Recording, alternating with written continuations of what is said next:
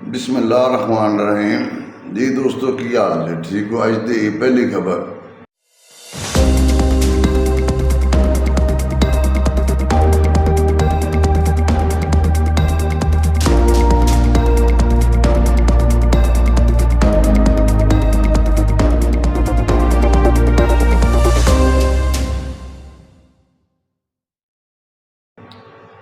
कराची दे विच बहुत खौफनाक खबर है।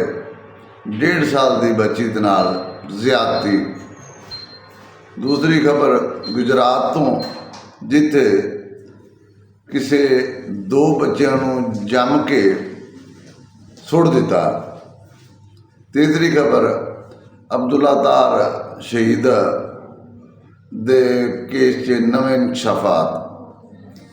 सब तो पहली खबर कराची तो दिल दहला देने वाली और तोबा तोबा कर जाने वाली, जिथे जाके इंसानियत भी शर्मा जाती और कोई काफर भी नहीं सोच सकता एडी नीच हरकत, एडी घटिया हरकत करने दे जिहड़ी इस मामू लगता है बच्ची का रिश्ते दे विच, जिहदी उम्र 14 तो 15 साल है।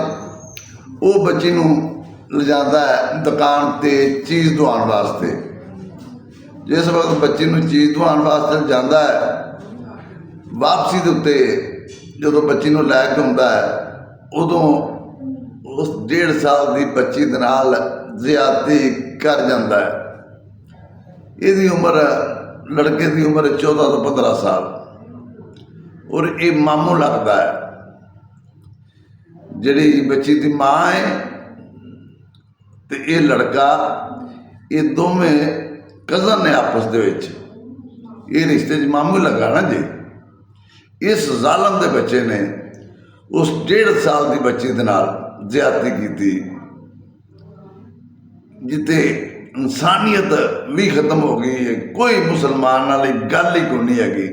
ये तो कोई गैर मुसलम नहीं सोच सकता, जिसके अंदर जरा जिन्नी भी इंसानियत है, एक रत्ती जिन्नी भी इंसानियत है, वो भी नहीं सोच सकता। ये दरिंदे तो भी अगली चीज़ है, दरिंदे तो भी अगध चीज़ आख सकते हो। दरिंदगी जी है ना, वो भी कोई माड़ा मोटा कुछ सोच समझ जाते हैं। ये तो मैं ये आखांगा ये जानवर है, दरिंदा भी नहीं। ये जानवर तो भी बदतर लफ्ज़ जोड़ा असी वो दे सकते हैं इस घटिया आदमी नूं। और मेरी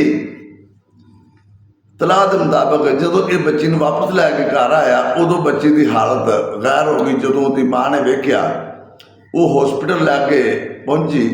पहला एक हॉस्पिटल वाले जवाब देता, पर तो दूसरे हॉस्पिटल लैके पहुंची।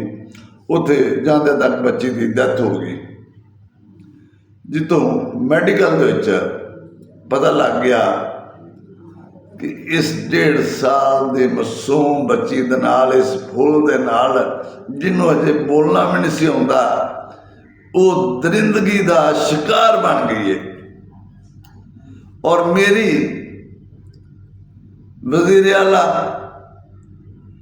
मराद शाह अगे, वज़ीर आज़म अगे और आर्मी चीफ साहब अगे ये गुजारिश है कि इस दरिंदे को इड्डी सख्त सजा दो कि दोबारा कोई बंदा इस तरह की हरकत करने तो पहला 100 बारी सोचे। नहीं तो ये चीज़ां साढ़े वास्ते बहुत लम्हा फिक्रिया ने। असी बहुत गलत पासे जा रहे हैं। कोई मुसलमान वाली गल नहीं रह गई। इस्लाम के नाम तो, एक कलमे के नाम तो मुल्क बनया सी, पर जिस तरह के सिस्टम चल पाया, जिस तरह की दरिंदगी हो गई है, हो रही ने, ये तो चीज़ है जी सामने आ गई है। हजे कुछ और लोग ने जोड़े सामने नहीं आ रहे। इस हद तक साडे मुल्क दे विच दरिंदगी हो रही है। इनू सरेआम सख्त तो सख्त, सब तो सख्त सजा देनी चाहिए और मौके पर सजा देनी चाहिए इनू। ये मेरी गुजारिश है आर्मी चीफ अगे, वज़ीर आज़म अगे और वज़ीर आला अगे और वालदा नूं।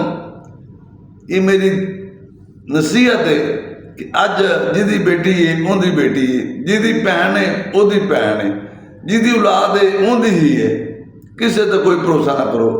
अगर बच्चे पैदा करते हो तो इन्हां दी हिफाजत भी करना तुहाडा हक है।